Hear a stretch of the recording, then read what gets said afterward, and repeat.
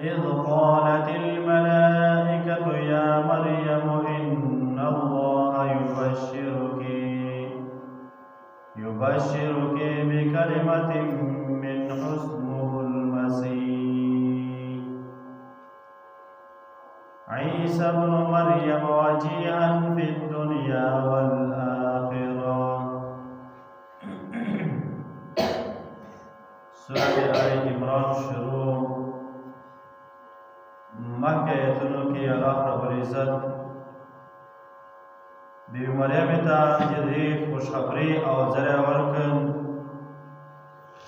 چل اطلاع بتاتا یو بچے مشروم در کئی او داغن ماب مسیح عیسیٰ ابن مریم بی او عیسیٰ علیہ السلام تا مسیح نا جکے رشی سدی بچا باندې لاس تیر کین او اغزوګ څه پیدایشي برک مرز وې یا پیدایشي روند نه الله تعالی هغه جوړول روغ کولې او د عیسی علیه السلام معجزه هم او بل دا خبره کړې چې یاره د مریم څه کوم بچی دی یاره د خاص د مریم څه دی د دیواله پرورش په چوکۍ نو دی بیان مخکې وکړ او د نن آیت کې ذکر کوي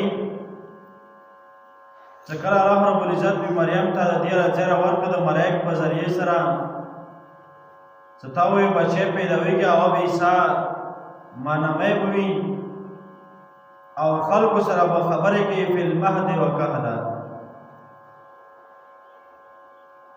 نو بی مریم چې دې خبرې افسوس کوي قالت رب ان يكون لي ولد مل پر بچی څنګه شي ماته یو انسان بندا نږدې شوی نه دی چې الله نه دی لګولې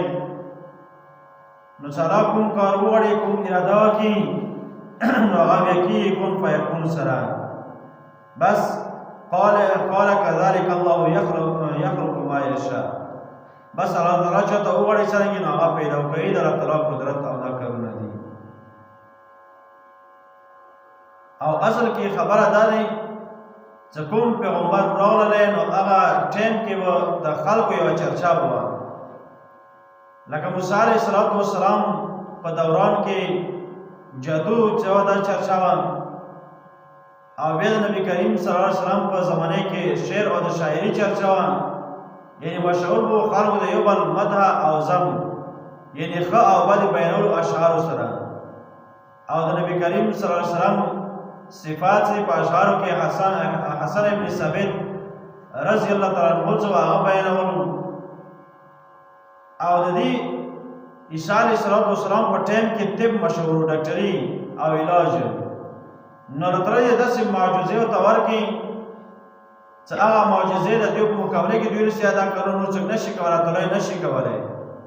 نو الله رب العزت دوی کوم کارونه کول نو هغه باندې او دا غنا پاسه څو قدرت او طاقت کو سره عیسی علیه السلام ته معجزې ورکړي او د دې کوم غرور او تکبر هغه لاندې شو. یکلم الناس فی المهد وکهلا بی مریم تبارک تعالی فرمایي تا دا وجوده سے بچی درکوم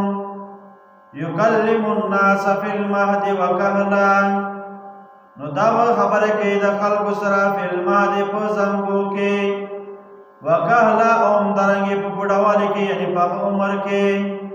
ومن الصالحین او دا بدني کانو بندگان نبوي په زنګو مطلب دا چې د عیسی علیه السلام معجزه وا په مشمول کې د خلکو سره خبرې وکړي چې کله به مریم تبل صورت کې الله تعالی واقعا ذکر کوي تفصیلا کله بچه پیدا شو هر څه برابر شو نو غنا پاس بیا مریم چې د خپل بچه عیسی علیه السلام لاس کې راغسته او پد کې راغسته او نبوي قوم طرف ته نکلي طرف ته روانه دي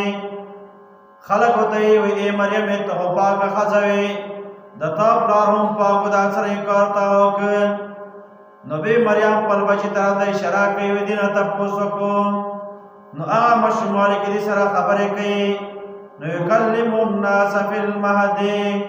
خبرې به کوي خلکو سره په ماشوموالي کې وکهلا همدارنګې پخه عمر کې مطلب دا کهل مهد فی المهد